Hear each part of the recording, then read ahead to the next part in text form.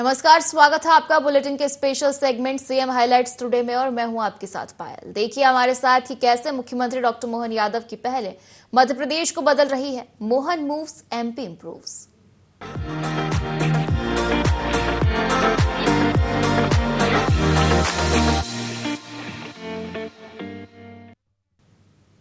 और चलिए शुरुआत करते हैं आज की बड़ी और महत्वपूर्ण खबर से, जहां मुख्यमंत्री डॉक्टर मोहन यादव ने मां भारती के अमर सपूत महान स्वतंत्रता सेनानी हेमू कालाणी के बलिदान दिवस पर उन्हें कोटि कोटि नमन और विनम्र श्रद्धांजलि अर्पित की। इस दौरान मुख्यमंत्री डॉक्टर मोहन यादव ने कहा कि देश की आजादी के लिए आपने जिस अदम्य साहस, अपूर्व वीरता और निस्वार्थ बलिदान का परिचय दिया, वह भारतीय इतिहास के स्वर्णिम अध्यायों में सदैव अंकित रहेगा। कम आयु में ही राष्ट्रभक्ति की ज्वाला से ओतप्रोत होकर आपने विदेशी शासन के विरुद्ध संघर्ष का मार्ग चुना और मातृभूमि की स्वतंत्रता के लिए अपने प्राणों का उत्सर्ग कर दिया।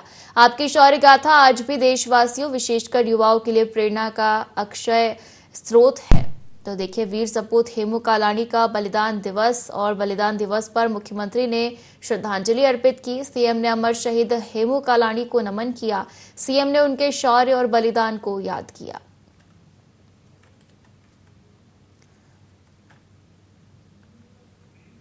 तो देखिए, मुख्यमंत्री डॉक्टर मोहन यादव ने मां भारती के अमर सपूत महान स्वतंत्रता सेनानी हेमू कालाणी के बलिदान दिवस पर उन्हें कोटि कोटि नमन और विनम्र श्रद्धांजलि अर्पित की।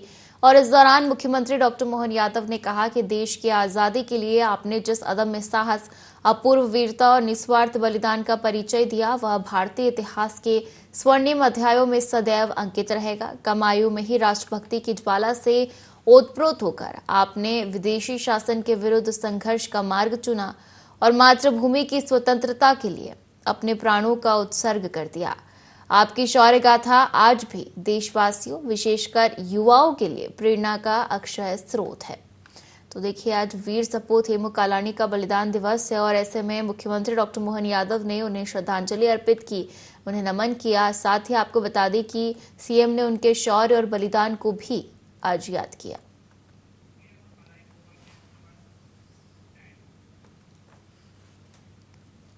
और अगली खबर का रुख करेंगे, जहां मुख्यमंत्री डॉक्टर मोहन यादव ने मेघालय, मणिपुर और त्रिपुरा के स्थापना दिवस की राज्यवासियों को बधाई और शुभकामनाएं दी। मुख्यमंत्री डॉक्टर मोहन यादव ने मेघालय भारत का गौरव है। यह राज्य पर्वतमालाओं, नैसर्गिक सौंदर्य और समृद्ध जनजातीय संस्कृति से परिपूर्ण है। वहीं त्रिपुरा मां त्रिपुर सुंदरी जी की कृपा से अभिसिंचित और अद्वितीय नैसर्गिक सौंदर्य के लिए विख्यात है। भारत के गहने के रूप में प्रसिद्ध मणिपुर भी अपनी अद्वितीय कला एवं समृद्ध संस्कृति के लिए विशिष्ट पहचान रखता है। मुख्यमंत्री डॉक्टर मोहन यादव ने आगे कहा कि बाबा महाकाल से यही मंगल कामना है कि प्रकृति की गोद में बसे यह तीनों राज्य विकास के नए आयाम गढ़ते हुए सदैव प्रगति करें, नागरिकों के जीवन में सुख, समृद्धि और उल्लास बना रहे। तो देखिए, 3 राज्यों के स्थापना दिवस पर सीएम ने बधाई दी। मेघालय, मणिपुर और त्रिपुरा को का राज्य स्थापना दिवस है, ऐसे में शुभकामनाएं सीएम डॉक्टर मोहन यादव ने दी। साथ ही सीएम ने मेघालय को गौरव बताया भारत का, और साथ ही त्रिपुरा की प्राकृतिक सुंदरता की सराहना की। मणिपुर की कला और संस्कृति की सीएम डॉक्टर मोहन यादव ने प्रशंसा की।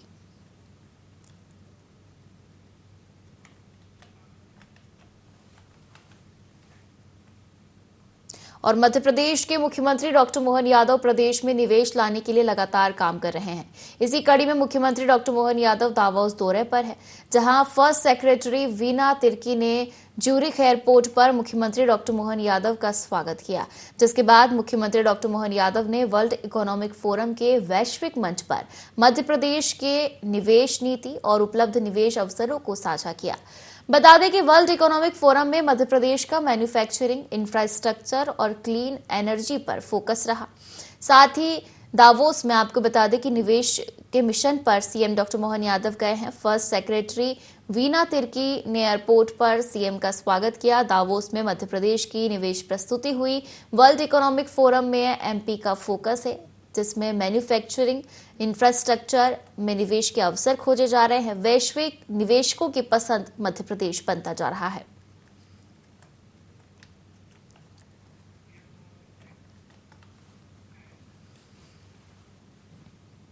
और मध्य प्रदेश के मुख्यमंत्री डॉक्टर मोहन यादव विदेश दौरे पर है। इस दौरान उन्होंने दावोस में वर्ल्ड इकोनॉमिक फोरम के वैश्विक मंच पर प्रदेश की निवेश नीति और उपलब्ध निवेश अवसरों को साझा किया। साथ ही औद्योगिक निवेश, उन्नत तकनीक, पर्यटन, स्वास्थ्य, लॉजिस्टिक, ऊर्जा और रक्षा उत्पादन जैसे प्राथमिक क्षेत्रों में राज्य की तैयारियों, नीतिगत स्पष्टता और दीर्घकालिक विकास के विजन की विस्तार से जानकारी दी। मुख्यमंत्री डॉक्टर मोहन यादव की उपस्थिति में मध्य प्रदेश सरकार द्वारा कई महत्वपूर्ण सेक्टर्स में अंतर्राष्ट्रीय कंपनियों के साथ एमओयू भी हुए। वहीं मुख्यमंत्री डॉक्टर मोहन यादव नवकरणीय ऊर्जा क्षेत्र से जुड़े उच्च स्तरीय संवादों में भी सहभागिता करेंगे। इन संवादों के माध्यम से राज्य में ग्रीन एनर्जी परियोजनाओं, निजी निवेश को प्रोत्साहन और ऊर्जा सुरक्षा से जुड़े मध्य प्रदेश मॉडल को वैश्विक निवेशकों और नीति निर्माताओं के समक्ष रखा जाएगा। आपको बता दें कि CM doctor Mohan Yadav Davos दौरे पर है और इस दौरान निवेश का रोड मैप लेकर वे वहां पहुंचे हैं। वैश्विक मंच पर मध्य प्रदेश की आर्थिक ताकत जो है देखी जा रही है। वर्ल्ड इकोनॉमिक फोरम में एमपी की दमदार परफॉर्मेंस चल रही है। प्रस्तुति निवेश अवसरों पर अंतर्राष्ट्रीय कंपनियों से संवाद किया जा रहा है। उद्योग, ऊर्जा और ग्रीन एनर्जी पर विशेष फोकस है।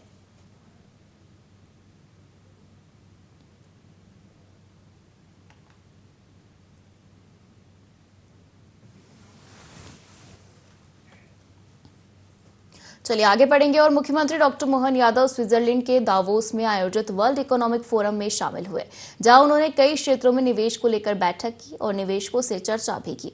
मुख्यमंत्री डॉक्टर मोहन यादव ने कहा कि प्रधानमंत्री नरेंद्र मोदी ने वर्ल्ड इकोनॉमिक फोरम में भारत का सबसे बड़ा डेलीगेशन भेजा है।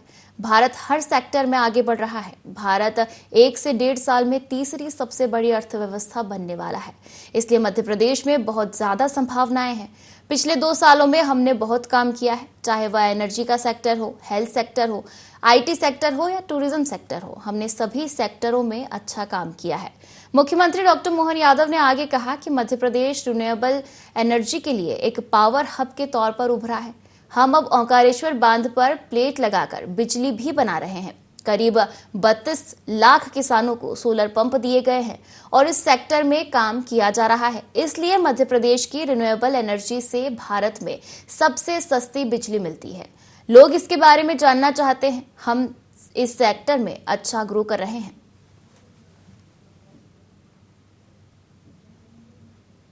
वर्ल्ड इकोनॉमिक फोरम पर मुझे जो जानकारी मिली, भारत का सबसे बड़ा दल माननीय प्रधानमंत्री ने हम सबके साथ भेजा है और जिस प्रकार से सब क्षेत्रों में भारत आगे बढ़ रहा है, भारत चौथी आर्थिक ताकत से तीसरी तरफ 1-1.5 साल में ही पहुंचने वाला है।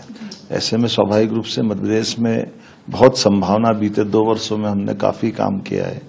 हमारी टीम में थोड़ा सा विलंब से आया क्योंकि हमारे राष्ट्रीय अध्यक्ष का चुनाव था, इस कारण से। अब अन्यथा हम सब लोगों ने मिलकर के एनर्जी का सेक्टर हो, हेल्थ का सेक्टर हो, आईटी का सेक्टर हो, हमारे सभी टूरिज्म का सेक्टर हो, सब क्षेत्रों में बहुत अच्छे से काम किया और बहुत अच्छे परिणाम आएंगे। ये बात सही है। रिन्यूएबल एनर्जी क्या तो मध्य प्रदेश एक तरह से पावर हब बना है। हमारे पास पंप स्टोरेज से एनर्जी का हो या सोलर से हो, विंड से हो। अब हम अपने सोलर पे भी जल के ऊपर, ओंकारेश्वर के ऊपर, डैम के ऊपर प्लेट बिछा करके भी बिजली बनाने का काम कर रहे हैं। इस प्रकार से 32 लाख किसानों को सोलर पंप दे करके भी हम इसमें बड़े क्षेत्र में काम कर रहे हैं। इसलिए भारत में सबसे सस्ती बिजली की दर रिन्यूएबल एनर्जी की भारत में हमारे पास है। तो इसका लोग अध्ययन भी करना चाह रहे हैं और देख भी रहे, समझ भी रहे और हम इसमें अच्छे से ग्रोथ कर रहे हैं।